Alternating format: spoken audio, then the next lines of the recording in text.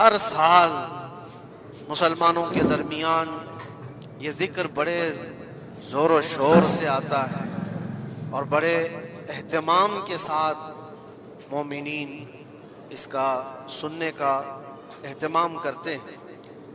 میں ایک چیز آپ کو بتاؤں، کبھی کسی نے یہ نہیں کہا کہ ہر سال کربلا کی داستانیں کیوں سناتے۔ آدمی اگر ایک کہانی سنا ہو تو دوسری مرتبہ سننے کا اس کو دل نہیں کرتا، یا اگر بہت انٹرسٹڈ ہے تو دوسری مرتبہ سن لے گا، تیسری مرتبہ دل نہیں کرتا۔ لیکن مجھے بتاؤ، بچپن سے ہر سال آپ شوق سے سنتے ہیں یا نہیں امام حسین؟ اور کبھی مقرر سے یہ نہیں کہتے یا سنانے والے سے یہ نہیں کہتے کہ ہر سال یہی سنایا جا رہا ہے، بلکہ میں یہ کہتا ہوں ہم اگر ہر سال کربلا کی داستانیں سناتے تو چلو مان لیا کہ کوئی مولوی صاحب لوگوں نے یہ شروع کر رکھا ہو، لیکن یہ کروڑوں کے عوام کیا پاگل ہے جو ہر سال سننا چاہتے ہیں؟ حقیقت میں بات یہ ہے، میں اس کو ایک فلسفے سے سمجھانا چاہتا ہوں۔ آپ کلمہ کون سا پڑھتے ہیں؟ لا الہ الا اللہ محمد رسول اللہ۔ آپ کے باپ کا کلمہ بھی یہی تھا، آپ کے دادا کا کلمہ بھی یہی تھا، پردادا کا بھی کلمہ یہی تھا، سالوں پہلے بھی جائیں تو صحابہ تابعین اولیاء کا کلمہ بھی یہی تھا۔ 14 صدیاں بیت گئی، ہر صدی میں یہی کلمہ، اور آج بھی ہم اس کلمے کو ایک ایک بار نہیں سینکڑوں مرتبہ پڑھتے ہیں، اپنے بچوں کو بھی یہی یاد دلاتے ہیں۔ لیکن کبھی یہ کیوں نہیں کہتے کہ یہ کلمہ بہت پرانا ہے، اسی کو کیوں پڑھا جاتا ہے؟ نیا کلمہ نہیں آئے گا، پرانا ہے سب کو پتا ہے، لیکن پڑھنے میں کبھی کسی کو اکتاہٹ بھی نہیں آتی۔ کلمہ طیبہ جو پڑھتا ہے اسے اندازہ ہوتا ہوگا شوق سے اس کا ورد کرتا ہے۔ جہاں پر بھی ذکر کر کے دیکھیں آپ لا الہ الا اللہ محمد الرسول اللہ کا، اکتاہٹ نہیں آتی، بے چینی نہیں ہے، اس میں جدت ہے، اس میں نیاپن ہے۔ یہ کلمہ ہر صدی کا ہے، ہر زمانے کا ہے۔ تو 14 صدیوں سے جب کلمہ پرانا نہیں ہوا تو پھر وہ بات ہمیں یاد آتی، حسین اعظم ہے کون جس کو اس شعر سے سمجھا گیا ہے، سر داد نہ داد دست در دست یزید، حقا کے بنائے لا الہ است حسین۔ سر دے دیا ہاتھ نہ دیا یزید کے ہاتھ میں، اور حق تو یہ ہے کہ لا الہ کی جڑ کا نام حسین ہے۔ تو لا الہ کی جڑ کا نام، لا الہ کی بنیاد کا نام حسین ہے۔ تو جس طرح کلمہ پرانا نہیں ہوتا، اسی طرح حسین کا تذکرہ بھی کبھی پرانا نہیں ہوتا۔ عزیزان گرامی، محرم الحرام یہ حرمت والے 4 مہینوں میں سے ایک ہے۔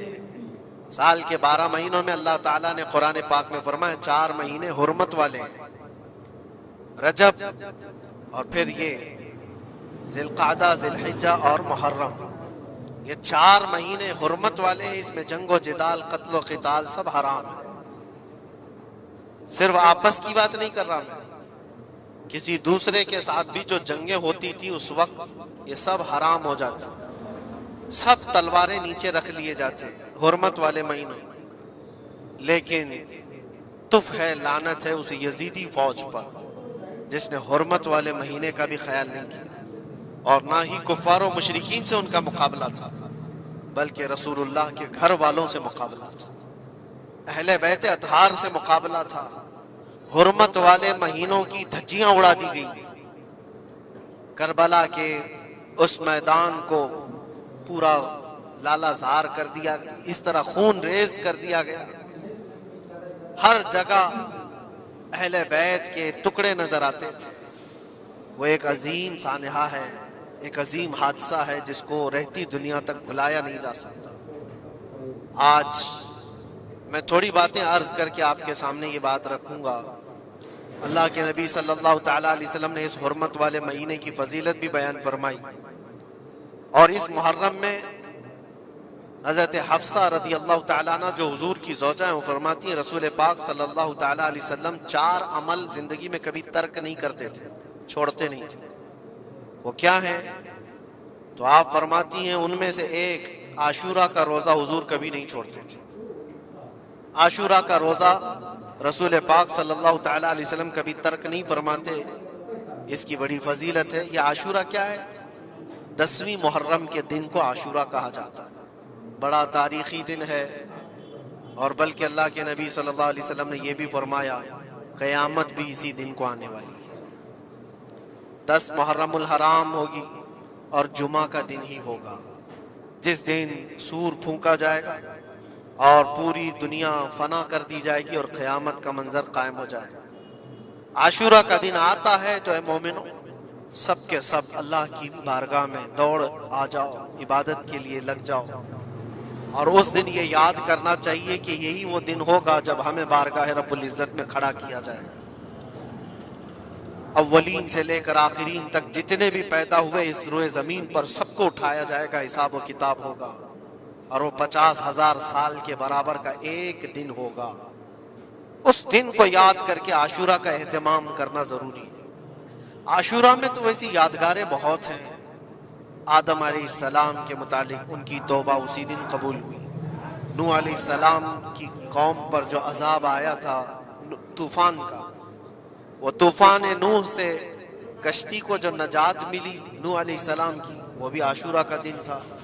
سیدنا یونس علیہ السلام کو مچھلی کے پیٹ سے باہر نکالا گیا، وہ بھی عاشورہ کا دن تھا۔ موسیٰ علیہ السلام کو فرعون سے نجات دی گئی، فرعون غرق ہو گیا، پانی میں ڈبو دیا گیا، وہ بھی عاشورہ کا دن تھا۔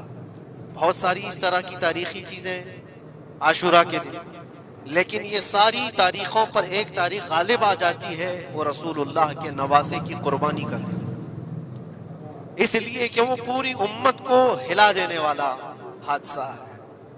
نبی آخر الزمان صلی اللہ تعالیٰ علیہ وسلم نے اپنے اس لخت جگر کو، اپنے اس نور نظر کو، جس کے لیے اپنے سجدے لمبے کر دیا کرتے تھے۔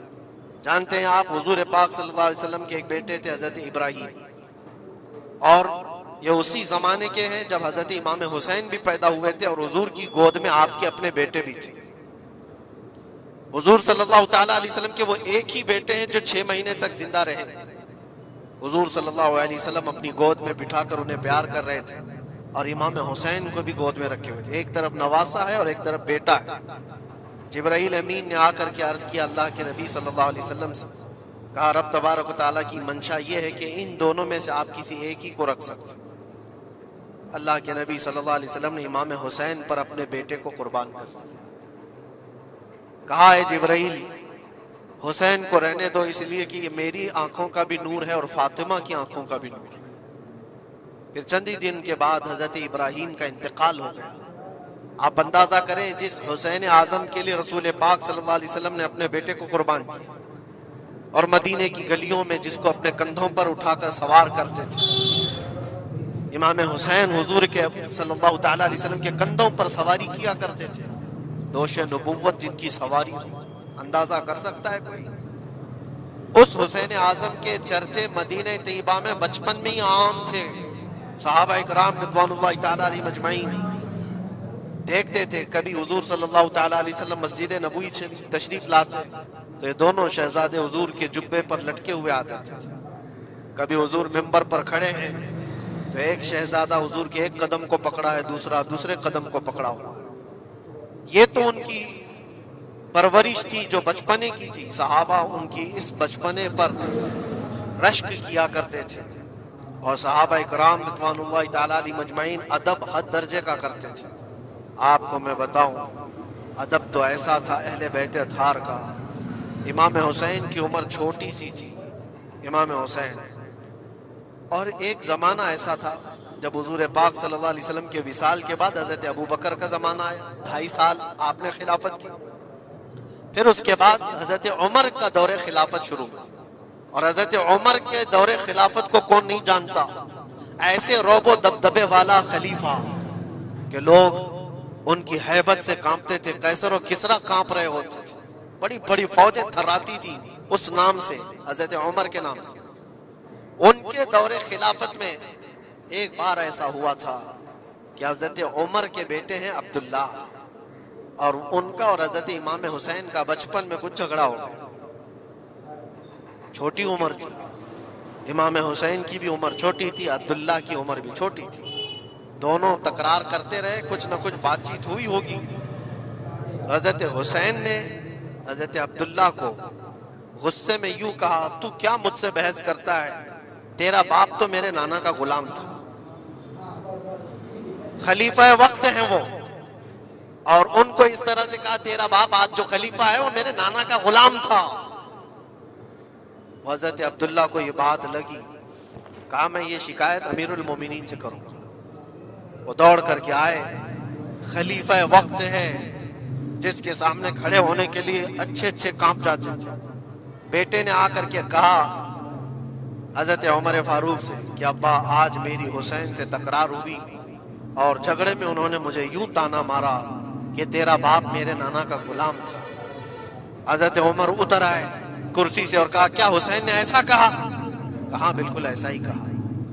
تو حضرت عبداللہ کہتے ہیں ابا کا جلال دیکھ کر کے میں سمجھ گیا کہ حسین کو سزا ملے گی. کہا جاؤ حسین کو بلا لاؤ. حسین کو بلا لاؤ، انہوں نے یہ کہا ہے میں سننا چاہتا ہوں. حضرت عبداللہ دوڑے ہوئے گئے، چند اور لوگ بھی ساتھ میں آ گئے کہ حسین کی پیشی ہو گئی ہے خلیفہ وقت کے دربار میں. امیر المومنین عمر ابن خطاب نے طلب کیا ہے. حضرت حسین آئے اور وہ شہزادے کے اندر جو رعب و دبدبہ ہے، جلال ہے، جمال ہے، وہ بچپنے سے قائم ہے. رسول اللہ صلی اللہ علیہ وسلم کا لعاب پاک جس نے پیا، خلیفہ وقت کے سامنے آ کر کھڑے ہوئے. حضرت عمر نے پوچھا حسین میرے بیٹے کو کیا آپ نے ایسا کہا ہے کہ تیرا باپ میرے نانا کا غلام تھا؟ حضرت حسین نے کہا ہاں میں نے کہا ہے. ڈر کس بات کا، خوف کس بات کا؟ جو کہا ہے وہ کہہ رہا ہوں، ہاں میں نے کہا. حضرت عمر نے کہا کیسے کہے بتاؤ، کس طرح سے تم نے کہا تھا، بول کے بتاؤ. حضرت حسین نے کہا میں نے عبداللہ سے یہ کہا تیرا باپ میرے نانا کا غلام تھا. حضرت عمر نے کہا اور ایک بار بولو. حضرت حسین نے پھر کہا عبداللہ تیرا باپ میرے نانا کا غلام تھا. حضرت عمر نے کہا اور ایک بار بولو. 3 بار بولنے کے بعد ان کے دونوں بازو پکڑ کر کے گھٹنے زمین پر ٹیک دیا. حضرت امیر المومنین کہتے ہیں میری بخشش کے لیے تمہارے جملے ہی کافی ہو گئے. آپ نے جو مجھے سند دی ہے اے حسین، بس یہ جملہ کل قیامت کے دن بھی کہہ دینا، جب میرا حساب ہو رہا ہو تو اتنا کہہ دینا عبداللہ کا باپ عمر میرے نانا کا غلام تھا. اس لیے کہ رسول کریم صلی اللہ علیہ وسلم نے فرمایا ہے الحسن والحسین سیدہ شباب اہل الجنہ، حسن اور حسین جنتی جوانوں کے سردار ہیں. یہ جسے اجازت دے دیں وہ جنت میں چلا جائے گا، جسے یہ کہہ دیں وہ کہ یہ میرے نانا کا غلام ہے. مجھے بتاؤ میرے عزیزو، اس حسین اعظم کی بات میں کر رہا ہوں، وقت کا بارعب خلیفہ امیر المومنین عمر ابن خطاب جن کے سامنے گھٹنے ٹیک کر کے بیٹھے اور کہے یہ جملہ دوبارہ کہو، ان کا مقام کیا ہو سکتا؟ حد درجے کا ادب صحابہ اکرام کے اندر تھا. اور ایک مرتبہ ایسا بھی ہوا تھا، حضرت عمر ممبر پر کھڑے تھے، حضرت امام حسین اپنے گھر سے دوڑتے ہوئے آئے. یہ وہ منظر تھا جب انہوں نے اپنے نانا کو ممبر پر خطبہ دیتے ہوئے سنا ہے. زمانہ انہوں نے آنکھیں کھولی ہیں حضور کی گود میں، بچپنا پایا ہے رسول اللہ کے گھر میں، اور دیکھا ہے سب سے پہلے خطبہ دیتے ہوئے تو اپنے نانا کو دیکھا تھا.